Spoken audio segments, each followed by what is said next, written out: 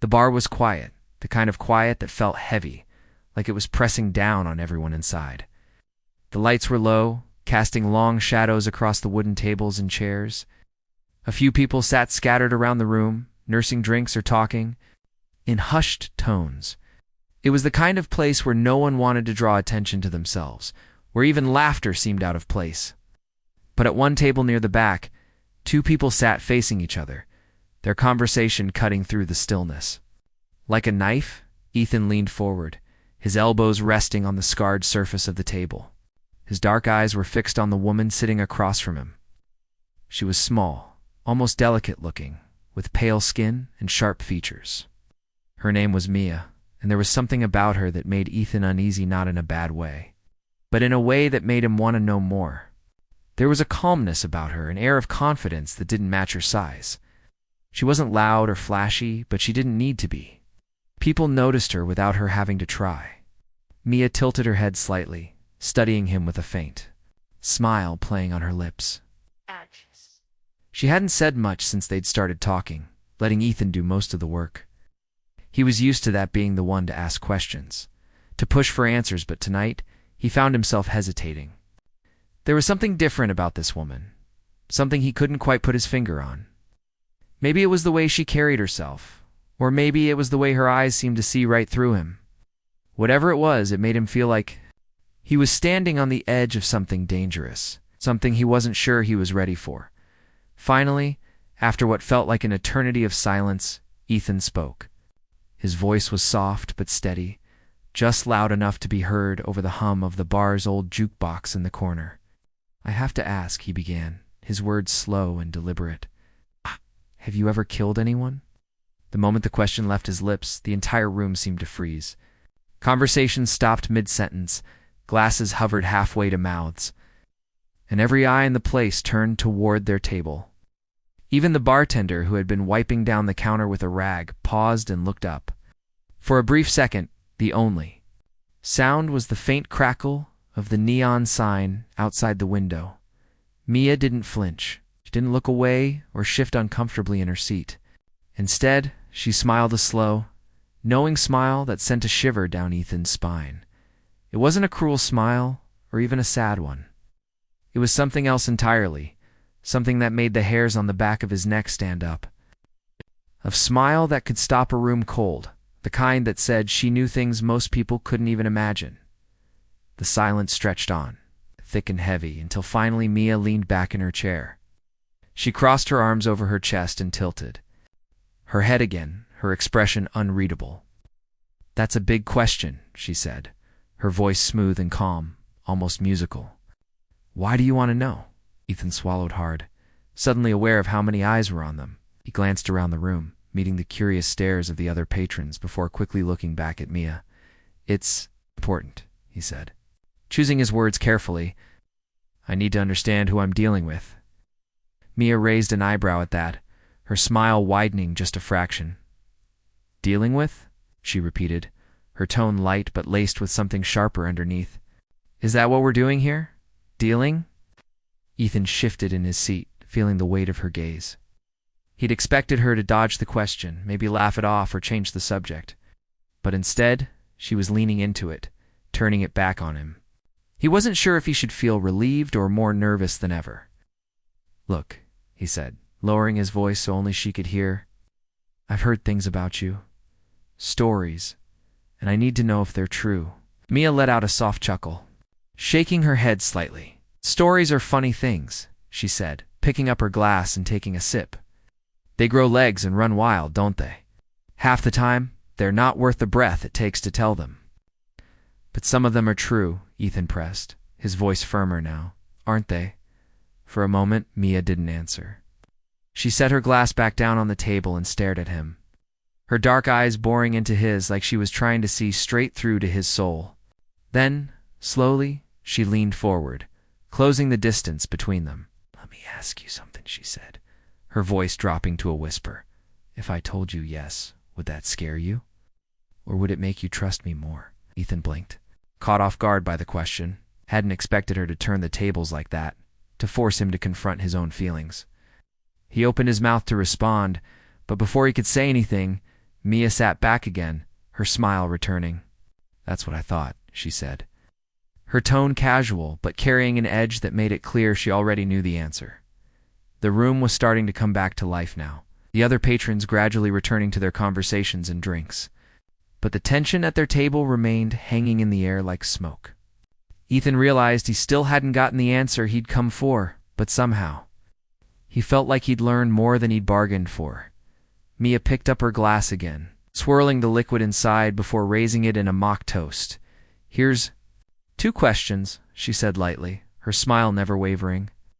"And to the people brave enough to ask them." Ethan watched her take another sip, his mind racing. He didn't know what to make of her yet, but one thing was certain. This was only the beginning. The bar slowly returned to its usual rhythm, the hum of conversations and clinking glasses filling the space once more. Ethan sat across from Mia, his mind racing as he tried to process what had just happened, or rather, what hadn't happened. He'd asked her a direct question, one that should have demanded an equally direct answer, but instead of clarity, all he'd gotten was a riddle wrapped in a smile. It was frustrating, but also intriguing in a way he couldn't quite explain. Mia seemed completely unfazed by the exchange. She leaned back in her chair, her posture relaxed, as if she didn't have a care in the world. Her fingers idly traced the rim of her glass, her movements deliberate and unhurried. Ethan noticed how calm she was, how effortlessly she carried herself. There was something almost hypnotic about it, like watching a predator at rest dangerous, but perfectly still. "You're good at avoiding answers," Ethan said finally, breaking the silence between them. His tone was light, but there was a sharpness underneath, a hint of frustration that he couldn't fully hide. Mia glanced up at him, her lips curving into another one of those enigmatic smiles. "Am I?" she replied, her voice smooth and measured. "Or are you just not asking the right questions?" Ethan frowned, leaning forward slightly. "That's supposed to mean?" "It means," Mia said, setting her glass down with a soft click, "that sometimes the question itself says more than the answer ever could." She tilted her head, studying him with an intensity that made him feel like he was under a microscope. "Why do you really want to know, Ethan? What is it you're looking for?" Her use of his name caught him off guard. He hadn't told her who he was, not explicitly. And yet here she was, saying it like they were old friends. It wasn't accusatory or mocking. It was just matter of fact, as if she already knew everything about him. The thought sent a chill down his spine, though he did his best to hide it. "I'm looking for someone," he admitted after a pause. "Someone who can handle a job most people wouldn't even consider." Mia raised an eyebrow, her expression unreadable. "And you think I'm that person?" "I think you might be," Ethan said, choosing his words carefully. "But I need to know what I'm dealing with before I take the next step." Mia chuckled softly, shaking her head. "Keep saying that word dealing like I'm some kind of problem you need to solve." She leaned forward, her elbows resting on the table now, mirroring his position. "Let me make one thing clear. I'm not a problem, Ethan. If anything, I'm a solution. Whether or not you're ready for that is another story." Ethan blinked, taken aback by her confidence. Most people would have been defensive, maybe even angry at being questioned so openly. But Mia wasn't most people. She spoke with a certainty that bordered on arrogance, yet somehow it didn't come across as boastful. It was more like she was stating facts, things she knew to be true without needing validation from anyone else. "Okay," Ethan said slowly, trying to keep his tone neutral. "Then tell me this. Why do people talk about you the way they do? Why do they say you're different?" Mia's smile faltered for just a moment, barely noticeable unless you were watching closely. For the first time since they'd started talking, there was a flicker of something in her eyes. Hesitation, maybe, or caution. But it passed quickly, replaced by the same calm demeanor she'd worn all night. "People love stories," she said, her voice softer now. "They need them, especially when they don't understand something. So they make things up, fill in the blanks with whatever fits their narrative. Sometimes those stories are close to the truth. Other times," she trailed off, shrugging lightly. "Other times, they're just noise." Ethan leaned back in his chair, his brow furrowed. "So you're saying none of it's true?" "I didn't say that," Mia countered, her gaze steady. "I'm saying you shouldn't believe everything you hear. The conversation hit another lull, the weight of unspoken words hanging heavy between them. Ethan found himself staring at her, trying to piece together the fragments of information she'd given him. She was smart, dangerously so, and she played her cards close to her chest. Whatever secrets she was keeping, they weren't going to come out easily. After a while, Mia reached into her jacket pocket and pulled out a small photograph. She slid it across the table toward Ethan, her expression unreadable. "Take a look at this," she said simply. Ethan picked up the photo, squinting at it in the dim light. It showed a group of people standing in front of what looked like a military compound. Their uniforms were unfamiliar, bearing insignias he didn't recognize. In the center of the group stood a younger version of Mia, her hair shorter and her face harder, but unmistakably her. "What is this?" Ethan asked, glancing up at her. "That's where it started," Mia said, her voice quieter now, almost distant. "A long time ago, before all the stories, before the rumors. Just a girl who signed up for something she didn't fully understand." Ethan studied the picture again, his mind racing. "And now?" Mia met his gaze, her eyes dark and unreadable. "I'm someone else entirely." Before Ethan could respond, the bartender called out from behind the counter, "Last call." He barked, his voice cutting through the low murmur of the room. The announcement seemed to snap Mia out of whatever reverie she'd been in. She stood up abruptly, pulling her jacket tighter around her shoulders. "I should go," she said, slipping the photograph back into her pocket. "We've talked enough for one night." "Wait," Ethan said quickly, rising to his feet. "When will I see you again?" Mia paused, turning to look at him over her shoulder. "That depends," she said, her smile returning, faint but present. "Are you ready for the truth, Ethan, or are you still chasing shadows?" With that, she turned and walked away, disappearing into the crowd before he could say another word.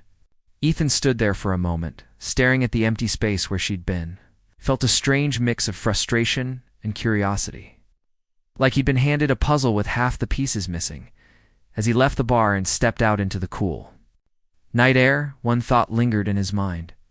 Whoever Mia was, she wasn't just a person. She was a mystery, and mysteries, he knew, always came with a price.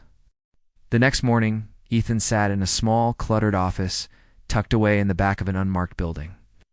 The room smelled faintly of coffee and old paper, and the walls were covered with maps, charts, and photographs pinned haphazardly to a corkboard.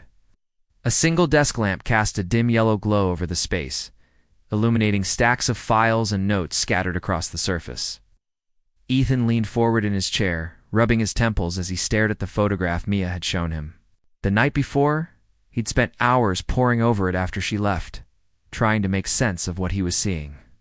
The uniforms in the picture were unfamiliar, but something about them felt off to clean, too precise, like they belonged to a group that didn't want to be identified. And then there was Mia, standing in the center of the group with an expression that even in the stillness of the photograph seemed guarded, almost wary. Whoever these people were, whatever they'd done, it had clearly changed her.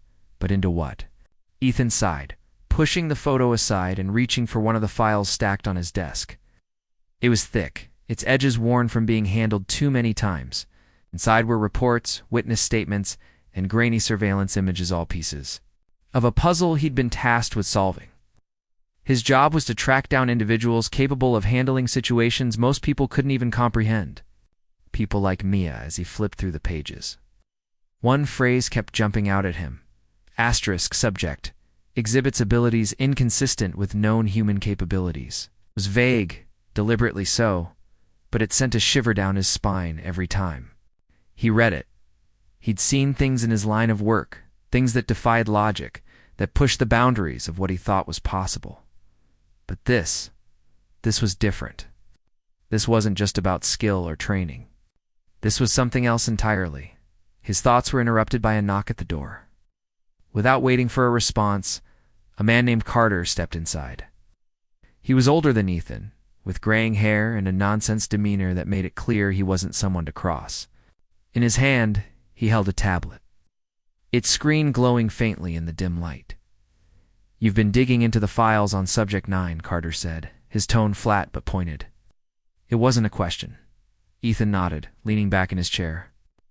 Need to know more if I'm going to bring her in. Carter raised an eyebrow, crossing the room to stand beside the desk.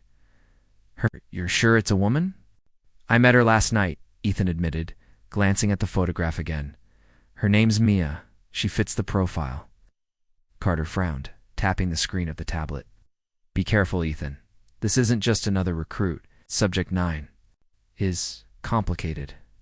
Whatever you think you know about her, assume it's only the tip of the iceberg. Ethan's jaw tightened. It means, Carter said, lowering his voice, that we don't fully understand what we're dealing with. The program she came from wasn't designed to create soldiers. It was designed to push limits, to see how far they could go. Before breaking, some of them didn't survive. Others, he trailed off, shaking his head. Others became something else. Ethan felt a knot form in his stomach. And Mia? She's one of the survivors, Carter replied, his expression grim, but surviving doesn't always mean coming out whole. Keep that in mind when you talk to her. There was a long pause as Ethan processed the warning. Finally, he asked the question that had been weighing on his mind since the night before. Do you think she's dangerous? Carter hesitated, his eyes narrowing slightly. Dangerous isn't the right word. Unpredictable might be closer. She's not a weapon, despite what they tried to make her. But she's not exactly human anymore either. The words hung in the air between them, heavy and unsettling. Ethan glanced back at the photograph, his thoughts racing. If Carter was right and Ethan had no reason to doubt him, then Mia was far more than she appeared. And that meant bringing her in wasn't going to be as simple as he'd hoped. Later that day, Ethan found himself driving toward the address Mia had given him during their brief conversation at the bar. It was a modest apartment building on the outskirts of town, its brick facade weathered and cracked from years of neglect. The neighborhood was quiet, almost eerily so, with few cars passing by and even fewer pedestrians. As he parked his car and climbed out, Ethan couldn't shake the feeling that he was being watched. He approached the building cautiously, scanning the windows and doorways for any sign of movement. When he reached the entrance, he hesitated for a moment before stepping inside. The lobby was small and dimly lit, the air thick with the smell of mildew. A set of stairs led up to the upper floors, while a narrow hallway stretched off to the side, lined with doors. Mia's apartment was on the second floor, near the end of the hall. Ethan knocked twice, his hand resting instinctively on the grip of the pistol holstered beneath his jacket. After a moment, the door opened, revealing Mia standing in the doorway. She looked the same as she had the night before, calm and composed, though there was a sharpness in her gaze that hadn't been there before. You're persistent, she said, her tone neutral but laced with amusement. I'll give you that. I need answers, Ethan replied, meeting her gaze. I think you're the only one who can give them to me. Mia studied him for a moment, then stepped aside, gesturing for him to come in. The apartment was sparsely furnished, with little more than a couch, a table, and a few chairs. The walls were bare, save for a single framed photograph hanging above the fireplace. Ethan recognized it immediately. It was the same picture Mia had shown him the night before. She followed, his gaze, her lips curving into a faint smile. Nostalgia, she said simply. Or maybe a reminder of where I came from. Ethan turned to face her, his expression serious. Tell me about it. Mia crossed the room, sitting down on the edge of the couch. She motioned for him to do the same, and after a moment's hesitation, he joined her. For a while, she didn't speak, her eyes fixed on the photograph, as if she were lost in thought. Then, finally, she began to talk. They called it Project Genesis, she said, her voice soft but steady. It started as a military experiment, or at least that's what they told us. They promised us strength, speed, endurance, the kind of power that would make us unstoppable. What they didn't tell us was the cost. Ethan listened intently, his heart pounding in his chest. What happened? They pushed us too far, Mia continued, her fingers tracing the edge of the couch absently. Some of us broke under the pressure, both physically and mentally. Others adapted, but not in the ways they expected. We weren't just stronger or faster, we were different, changed in ways they couldn't control. And you, Ethan? Asked, his voice barely above a whisper. Mia's smile was bitter, tinged with sadness. I survived. Barely. But survival comes with scars, Ethan. Some are visible. Others run deeper. Before he could respond, a sudden noise outside caught their attention, a faint scraping sound, like metal against glass. Mia's head snapped. Toward the window, her entire body tensing. In an instant, she was on her feet, moving with a speed that seemed impossible. Ethan barely had time to react before she grabbed him by the arm, pulling him toward the door. We need to go, she said sharply, her voice urgent. Now. What's going on? Ethan demanded, struggling to keep up with her. No time to explain, Mia shot back, her eyes darting around the hallway as they stepped outside. Just trust me. As they descended the stairs, Ethan noticed shadows moving in the corners. Of his vision, quick, fleeting glimpses of figures that disappeared as soon as he looked directly at them. His pulse quickened, his instincts screaming that something was very wrong. Whatever was happening, it was clear that Mia knew more than she was letting on. When they reached the street, Mia stopped abruptly, turning to face him. Her expression was grim, her usual calm, replaced by something harder, more focused. This isn't over, she said, her voice low and intense. If you want answers, you'll have to keep up. Because trust me, they're coming for both of us. And with that, she took off running, disappearing into the maze of alleys and side streets. Ethan stood there for a moment, torn between fear and determination. Then, steeling himself, he followed her into the unknown.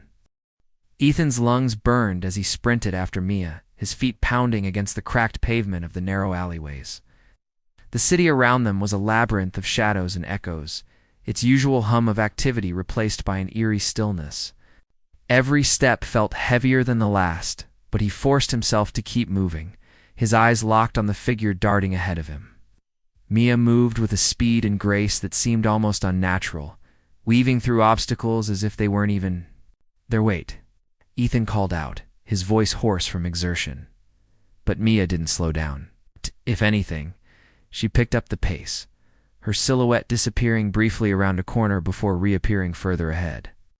He cursed under his breath, pushing himself harder despite the ache in his legs. Whatever was chasing them more, whatever Mia thought was coming, was clearly something she took seriously. And if it scared her, it was enough to scare him too. They burst out of the maze of alleys and into an open lot littered with rusted machinery and abandoned vehicles. The air smelled faintly of oil and decay, and the only sound was the distant hum of electricity from a flickering street lamp nearby. For a moment, Ethan thought they might have lost whatever had been following them. Then he saw it. At first it was just a shadow, a dark blur at the edge of his vision, barely noticeable against the dim backdrop of the industrial wasteland. But as he turned to look, the shape began to shift and grow, stretching unnaturally until it towered over them. Its form was indistinct, like smoke or liquid caught in motion, but there was no mistaking the malice radiating from it. Too glowing. Red eyes formed at the center of the mass. Locking onto Ethan with predatory intensity, Mia stepped forward without hesitation, positioning herself between Ethan and the creature. Her movements were calm but deliberate, every muscle in her body coiled like a spring ready to snap. "Stay behind me," she said, her voice firm and steady. Ethan obeyed, though his heart was racing so fast he could barely think straight. The creature let out a low, guttural growl, the sound reverberating through the empty space like thunder. It shifted again, limbs sprouting from its amorphous body, elongating and twisting in ways that made Ethan's stomach churn. He'd seen strange things before, but this was beyond anything he could have imagined. "What is that?" He whispered, his voice trembling. "Something that shouldn't exist," it replied, her eyes never leaving the creature. She reached into her jacket and pulled out a small blade, its edge gleaming faintly in the dim light. The weapon looked almost laughably inadequate against the towering monstrosity, but Mia didn't seem fazed. Instead, she crouched slightly, her stance balanced and poised. The creature lunged suddenly, its movements impossibly fast for something so large. Ethan stumbled backward, his instincts screaming at him to run, but Mia stood her ground. In one fluid motion, she sidestepped the attack and slashed at the creature with her blade. Where the metal connected, the creature let out a piercing shriek, its form dissolving into wisps of black smoke. But it wasn't gone. Within seconds, the smoke reformed, larger and angrier than before. Ethan watched in stunned silence as Mia attacked again, her movements precise and calculated. Each strike weakened the creature further, forcing it to retreat momentarily. But it kept regenerating, growing stronger with each attempt. He wanted to help, to do something, anything, but he didn't know how. All he could do was watch as Mia fought alone, her face set in grim determination. Finally, after what felt like an eternity, Mia found an opening. With a burst of speed that left Ethan blinking in disbelief, she darted forward and plunged her blade deep into the creature's core. This time, when it dissolved, it didn't come back. The air seemed to shudder as the remains of the creature evaporated into nothingness, leaving behind only silence. For a long moment, neither of them spoke. Mia stood where the creature had been, her chest rising and falling rapidly as she caught her breath. Her hands were streaked with ash, and her knuckles were white from gripping the hilt of her blade.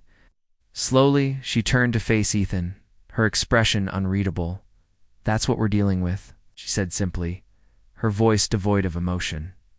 Ethan stared at her, his mind struggling to process what he'd just witnessed. "What was that thing?" "It's a fragment," Mia replied, wiping her hands on her jacket. "A piece of something bigger, something ancient." She paused, glancing around the lot as if expecting another attack. "They've been appearing more often lately. I don't know why, but it's not good. And you?" Ethan began, his voice hesitant. "You knew exactly how to fight it." Mia gave him a sharp look, her eyes narrowing slightly. "I told you I am not human anymore." "Not entirely. That thing is part of the reason why." Ethan opened his mouth to ask another question, but Mia cut him off with a shake of her head. "Not here," she said firmly. "We need to move. If one of them found us, others will follow." Without waiting for a response, she started walking, heading deeper into the industrial zone. Ethan hesitated for a moment before following, his thoughts racing. Everything he'd seen tonight, the creature, Mia's abilities, her cryptic warnings, it all pointed to something far bigger than he'd anticipated. And yet, despite the fear gnawing at the edges of his mind, he couldn't bring himself to walk away. There were answers here, truths hidden beneath layers of danger and mystery. And for reasons he couldn't fully explain, he felt compelled to uncover them. They walked in silence for a while, only sounds their footsteps and the occasional groan of metal from the surrounding ruins. Eventually, Mia led them to an old warehouse, its walls covered in graffiti and its windows shattered. She pushed open the heavy door, motioning for Ethan to go inside. The interior was dark and musty, filled with stacks of crates and discarded equipment. A faint beam of moonlight filtered through a hole in the roof, illuminating a patch of dusty floor. "This should be safe enough for now," Mia said. "Duh." Closing the door behind them, she leaned against a nearby pillar, her posture relaxed but alert. "You'll probably have more questions. Ask them." Ethan hesitated, unsure where to start. Finally, he settled on the most pressing one. "Why are these things appearing? What caused them?" Mia sighed, running a hand through her hair. "It's complicated. The experiments, they weren't just about enhancing soldiers. They were about unlocking potential. Opening doors that should have stayed closed. Some of those doors led to places we weren't meant to go. And these creatures, they came from one of those places?" "Not directly," Mia explained. "But they're connected. Think of them as leftovers. Echoes of something much worse." Ethan frowned, trying to make sense of her words. "So what happens next?" Mia's expression hardened, her gaze fixed on some distant point beyond. "The walls of the warehouse? We stop it. Whatever it is, wherever it's coming from, we find it and end it. Before it finds us first." Her tone left no room for argument, and Ethan didn't try to challenge her. Despite everything, he believed her. Maybe it was the conviction in her voice, or maybe it was the fact that she'd just taken down a monster that defied logic. Either way, he knew one thing for certain: their journey was only beginning. Whatever lay ahead, it was going to test them both in ways they couldn't yet imagine. The warehouse was quiet, the kind of quiet that pressed against your ears until you could almost hear your own heartbeat. Ethan sat on an overturned crate, his elbows resting on his knees as he tried to process everything Mia had told him. Air smelled faintly of rust and old wood, and the dim light from the moon cast long shadows across the dusty floor. Despite the calm, there was an undercurrent of tension in the room, a shared understanding that they were only pausing before the storm hit again. Mia paced slowly, her steps measured and deliberate. She didn't seem tired even after the fight. With the creature, if anything, she looked more focused, like someone who had finally accepted the inevitability of what lay ahead. Her movements were sharp and precise, her eyes scanning the space around them as if expecting another attack at any moment.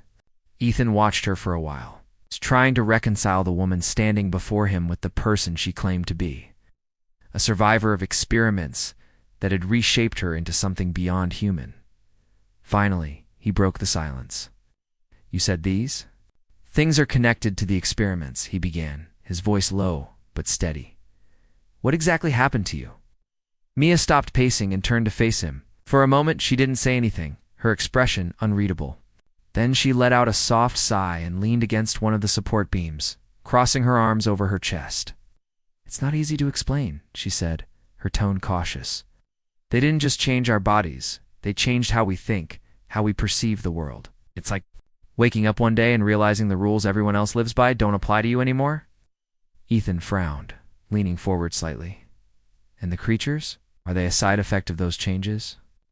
"In a way," Mia replied, her gaze distant. "The experiments weren't perfect. They opened doors connections to places we weren't meant to reach.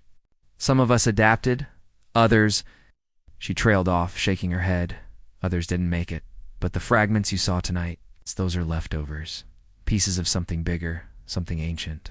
"Something ancient?" Ethan repeated, his voice tinged with disbelief, like aliens or something. Mia chuckled dryly, though there was no humor in it. "Not aliens. Not exactly. Think of it more like echoes. Remnants of forces that existed long before humans walked this planet. Forces that don't belong here anymore." Ethan felt a chill run down his spine. He'd dealt with strange phenomena before, but this was different. This wasn't just science. Fiction, it was myth wrapped in reality, something primal and terrifying. "And these echoes," he said slowly, "they're getting stronger?" Mia nodded, her expression grim. "Whatever's happening, it's accelerating the barriers between worlds or dimensions, or whatever you want to call them, are weakening. That's why the creatures are appearing more often. And if we don't stop it—" She didn't finish the sentence, but she didn't need to. Ethan understood. If they failed, whatever was coming would consume everything. For a while, neither of them spoke. The weight of the situation hung heavy in the air, pressing down on them both. Ethan glanced around the warehouse, his mind racing. He wanted to ask more questions, to pry deeper into Mia's past, and uncover the secrets she was still holding back. But he knew better than to push too hard, not now, not when trust was fragile and time was running out. Instead, he asked the one question that had been gnawing at him since they'd left the apartment.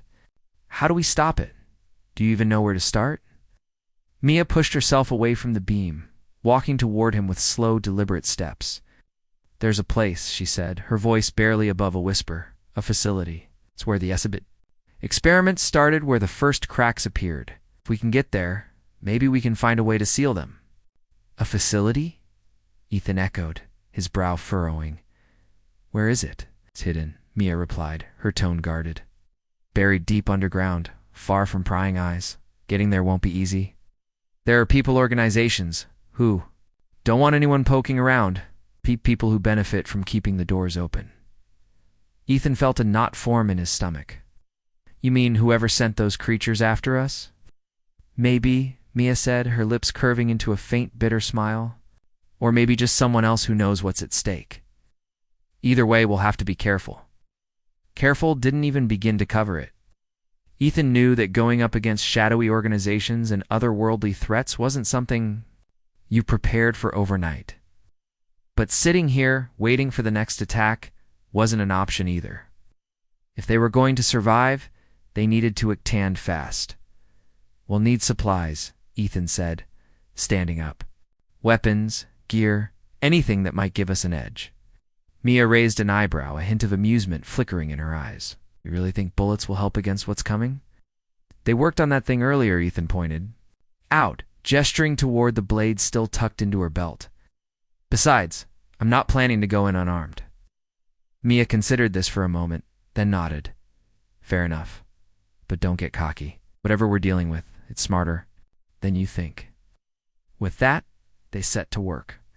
Mia pulled a small backpack from behind one of the crates, revealing a collection of tools and gadgets that looked like they belonged in a spy movie. There were lockpicks, flashlights, and a few devices Ethan couldn't identify.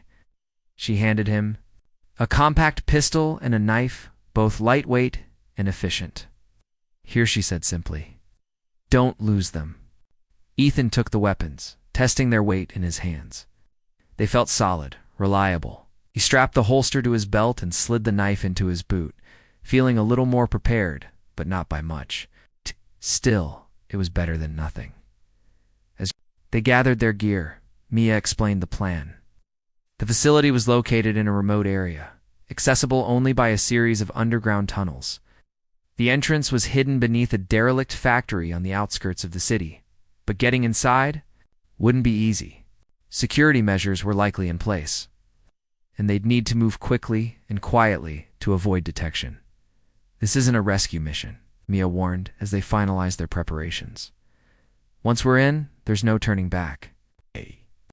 Sure you're ready for this?" Ethan hesitated, glancing at the weapons in his hands. He'd signed up for dangerous assignments before, but this was on another level entirely.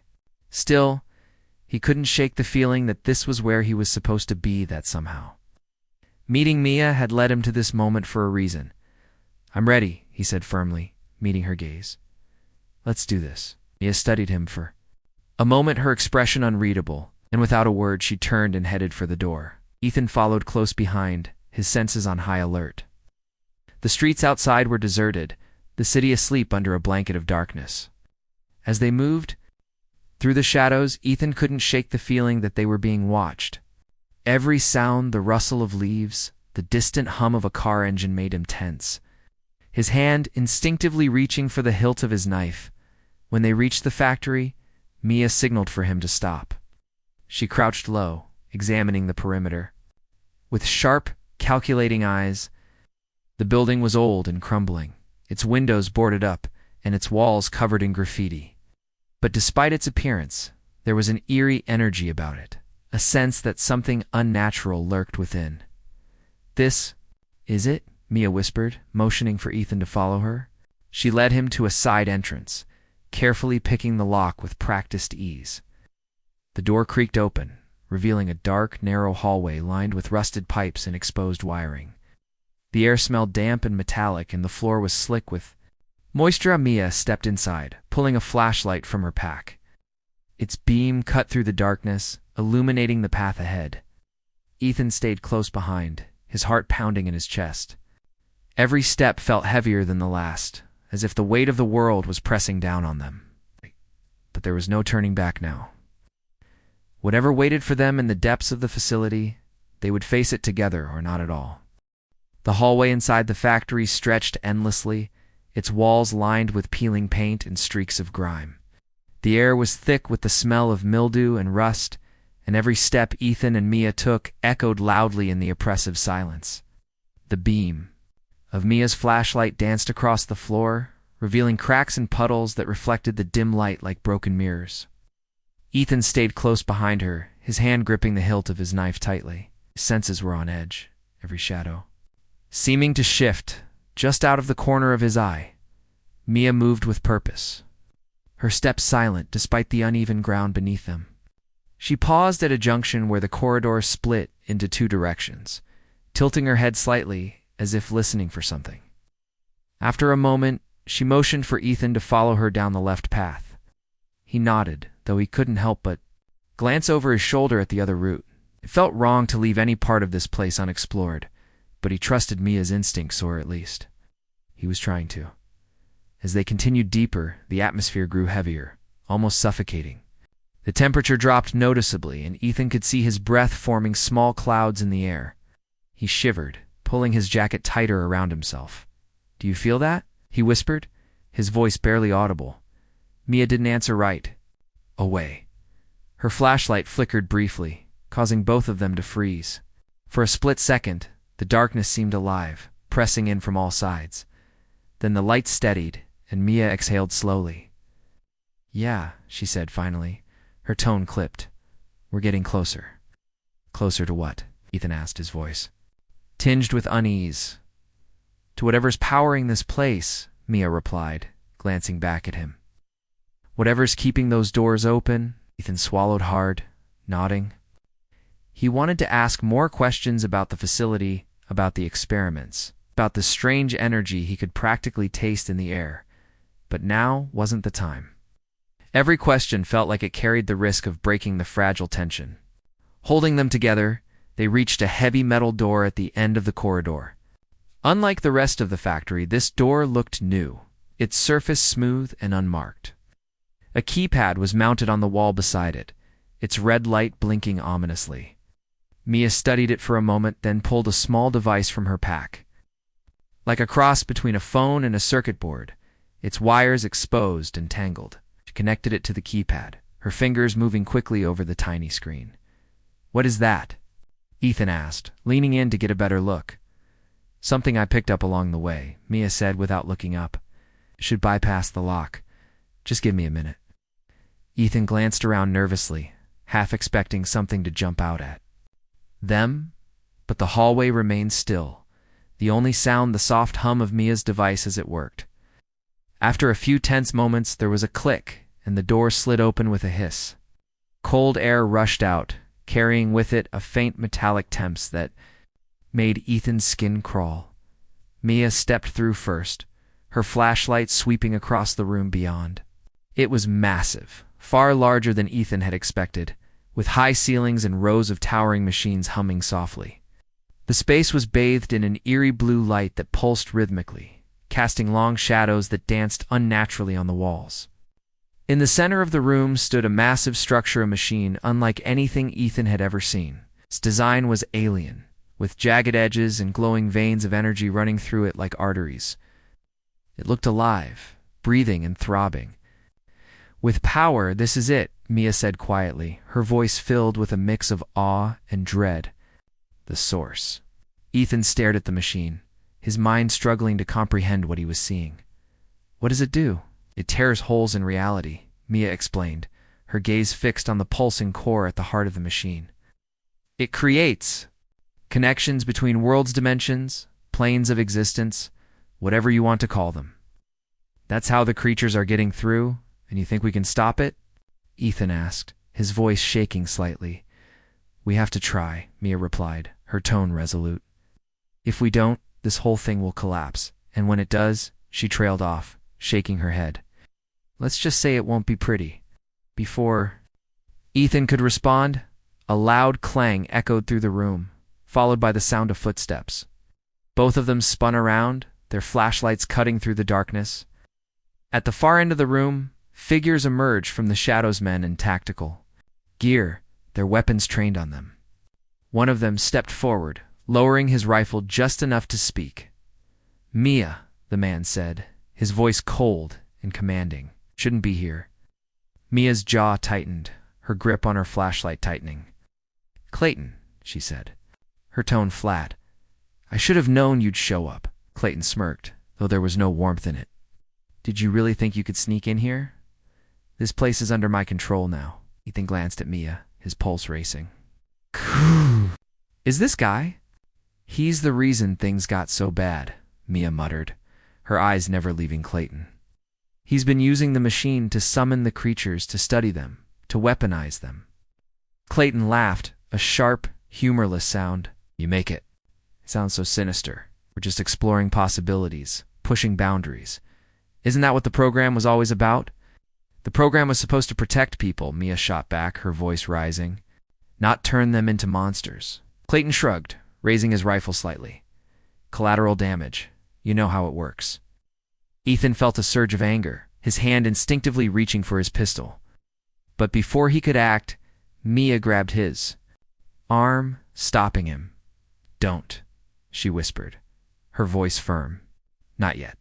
Clayton gestured to his men, who began spreading out, surrounding them. "You've caused enough trouble, Mia. Time to come quietly."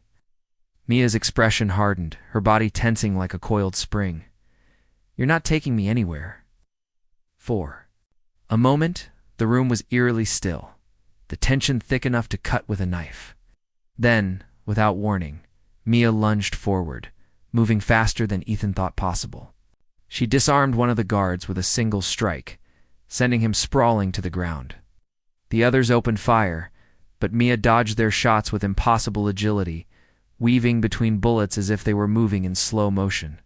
"Go," she shouted at Ethan, ducking behind a nearby console. "Get to the machine."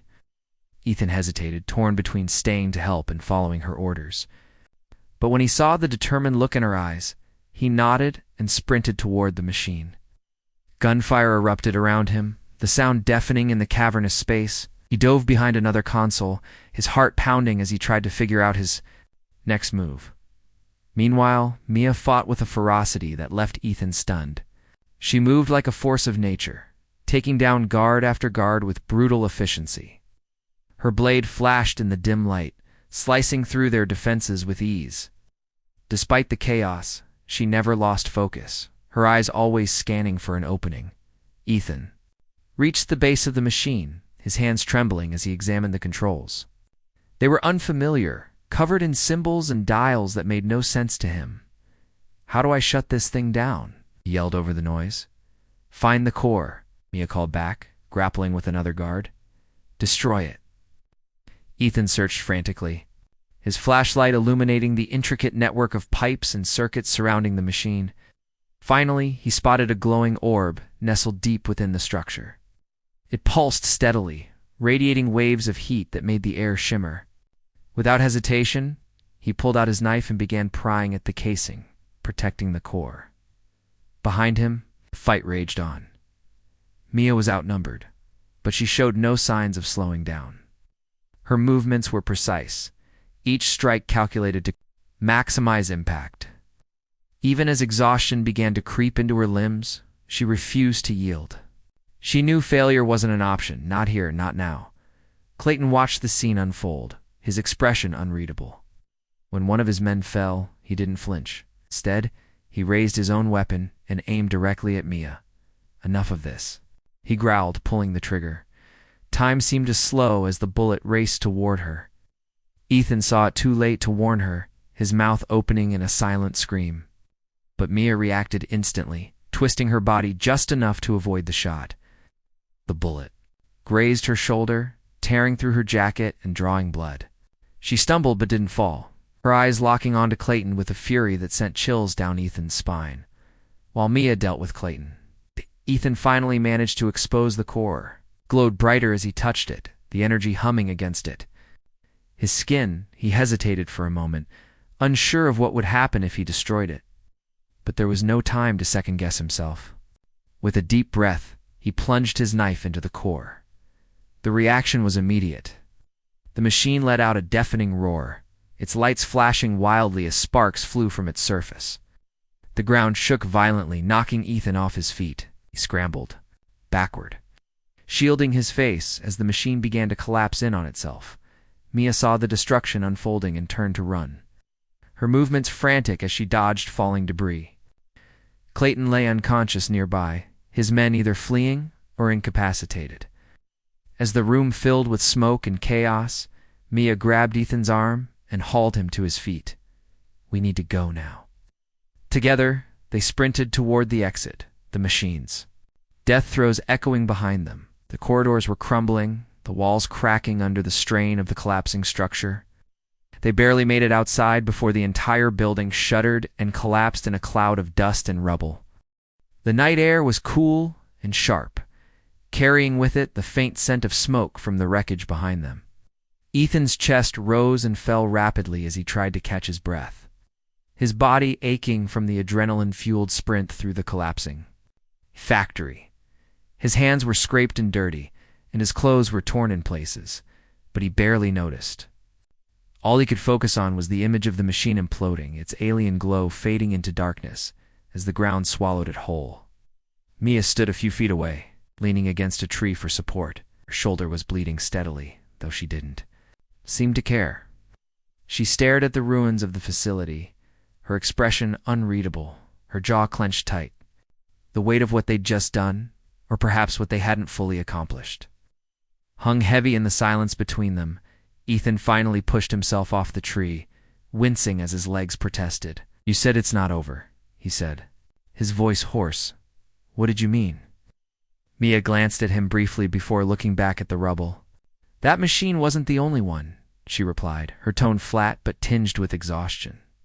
"Clayton's group, they've been building others, smaller ones, scattered across different locations. Destroying this one buys us time, but it doesn't stop them." Ethan felt a knot form in his stomach. He'd hoped foolishly. Perhaps that destroying the machine would be enough, that once it was gone, the threat would disappear with it. But Mia's words painted a much bleaker picture. This wasn't a single battle. It was a war, and they were vastly outnumbered. "How many more are there?" he asked, dreading the answer. "I don't know," Mia admitted, shaking her head. "But I do know where to start looking." She reached into her jacket pocket and pulled out a small, crumpled map. Unfolding it carefully, she spread it out on the hood of Ethan's car, which they'd parked nearby. The map was marked with several red dots, each labeled with coordinates and notes scribbled in the margins. "These are the sites Clayton mentioned during interrogations," she explained. "Places where similar experiments might have taken place. If we're lucky, some of these will lead us to the other machines." Ethan leaned in closer, studying the map. The dots were spread across the country, some in remote areas, others near major cities. It was overwhelming, the sheer scale of what they were up against.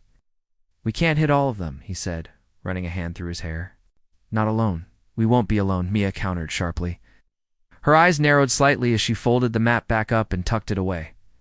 "There are others like me, survivors of the program. Some of them might still be alive, willing. To help, we'll need to find them." "Others like you?" Ethan echoed, his voice uncertain. "How many are there?" "Not many," Mia replied, her tone softening just a fraction. "Most didn't make it. Those who did, let's just say they learned how to stay hidden." Ethan nodded slowly, trying to process everything. The thought of encountering more people like Mio people who had been changed by the same experiments was both unsettling and intriguing. What kind of abilities would they have? Would they be allies or threats? He couldn't shake the feeling that every step forward came with new dangers, lurking just out of sight. Before he could ask anything else, Mia straightened up, wincing slightly as she adjusted her grip on her injured arm. "No, we should keep moving," she said firmly. "This place isn't safe anymore. Clayton's men might regroup, and if they find us here—" She didn't finish the sentence, but Ethan understood. They needed to put as much distance between themselves and the destroyed facility as possible. Climbing into the car, Ethan started the engine, while Mia settled into the passenger seat, her posture stiff but determined. As they drove away, neither of them spoke, the tension in the air thick enough to cut with a knife. Hours later, they stopped at a secluded motel on the outskirts of town. It was a dingy place, the kind of establishment where no one asked questions and cash was king. Ethan paid for a room under a fake name, then helped Mia inside. Her wound needed attention, and he knew they couldn't risk going to a hospital knot. When their faces might already be plastered across security cameras or wanted posters, in the dim light of the motel room, Ethan cleaned and bandaged Mia's shoulder as best he could. She sat quietly throughout the process, her face pale but composed. When he finished, she gave him a small nod of thanks, though her eyes remained distant, lost in thought. "You should get some rest," Ethan said gently, gesturing to the bed. "You've done enough for tonight." Mia shook her head, standing up and pacing toward the window. She pulled the curtain aside slightly, peering out into the darkness. "I don't sleep much these days," she admitted, her voice barely above a whisper. "Too many dreams, too many memories." Ethan frowned, watching her closely. He wanted to say anything, to ease the burden she carried, but he knew better than to try. Whatever haunted her was hers to bear, and offering empty words wouldn't change that. Instead, he focused on the immediate future. "Tomorrow, we'll figure out our next move," he said, his tone firm but reassuring. Mia turned to look at him, her lips curving into a faint, almost imperceptible smile.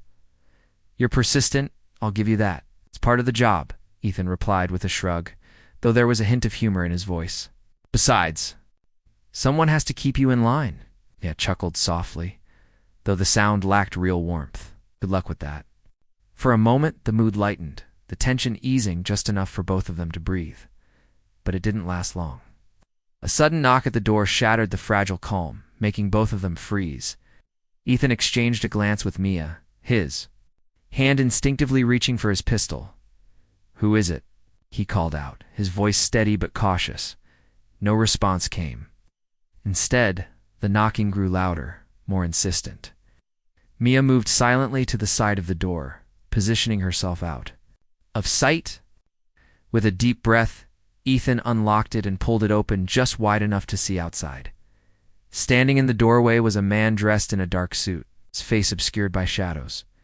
His presence was unnerving, his posture relaxed, but radiating authority. In his hand, he held a plain envelope, which he extended toward Ethan without a word. "What is this?" Ethan asked, his grip tightening on his weapon. The man didn't answer. Instead, he dropped the envelope on the ground and stepped back, melting into the darkness before Ethan could react. By the time he stepped outside to follow, the stranger was already gone, leaving no trace behind. Closing the door quickly, Ethan picked up the envelope and opened it. Inside was a single sheet of paper covered in typed text. He scanned it quickly, his brow furrowing deeper with each line. Finally, he handed it to Mia, his expression grim. "What does it say?" she asked, taking the note and reading it aloud. "If you're reading this, you've already made a grave mistake. Destroying one machine won't save you. Doors are widening and soon nothing will hold them back. Stop chasing shadows and face the truth. The fault lies within yourselves." Asterisk Mia lowered the note, her hands trembling slightly. "It's a warning," she said quietly. "Or a threat." "Do you think it's from Clayton's group?" Ethan asked, his voice tense. Mia shook her head. "I don't think so. This feels bigger. It's like whoever wrote it knows things even. Clayton doesn't." Ethan ran a hand over his face, frustration bubbling beneath the surface. "So what now? Do we ignore it?" "No," Mia replied firmly. "We use it. Whoever sent this, they want us to doubt ourselves, to second-guess every move we make. But we can't afford that. We keep going, no matter what." Her determination was contagious, and Ethan felt a spark of resolve ignite within him. We're in uncharted territory, facing enemies they barely understood. But giving up wasn't an option. Not when so much was at stake. As dawn broke outside, casting a pale light through the cracks in the curtains, Ethan and Mia began planning their next steps. The road ahead would be long and treacherous, filled with uncertainty and danger. But together, they vowed to see it through, to uncover the truth, no matter where it led. Because sometimes the hardest battles are the ones worth fighting.